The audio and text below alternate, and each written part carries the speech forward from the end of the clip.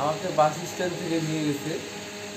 Bus stand থেকে নিয়ে যাওয়ার পরে আমি 2-3টা করে লোক কুড়াইতে কুড়াইতে গেছি রাস্তা পর্যন্ত। যাওয়ার পরে রোড গেলাম, রোডে ওই 2-3 জন করে নিয়ে গেছি।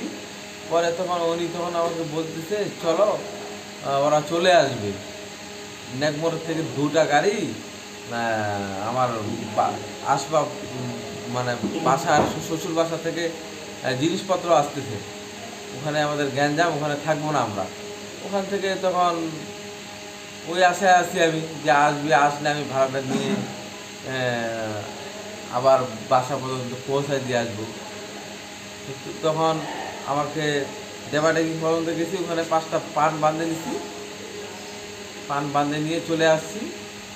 আসে আমাকে বিস্কুট খাওয়াইলো, বিস্কুট খাওয়ার পরে ফুটো খিলাইলো।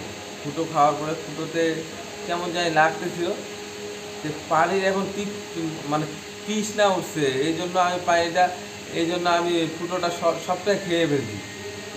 খেয়ে ফেলার কারণে আমার মানে আকর্ষণটা বেশি হচ্ছে, মানে এই জন্য কিছুক্ষণ পরে আমি আর আমার সেন্স ছিল না, কী যে মিশাই ছিল সেটা আমি আর জানি না।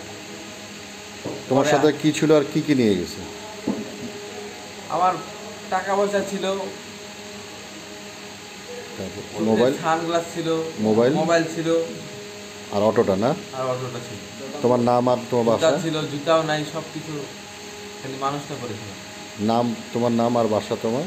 আমার নাম মোহাম্মদ জামিরুল ইসলাম, পূর্ব গোয়ালপাড়া বাসা। এটা কবেকার ঘটনা? এটা আপনার গতকালকে রাতে সন্ধ্যা 7:30 থেকে 8টা বাজে।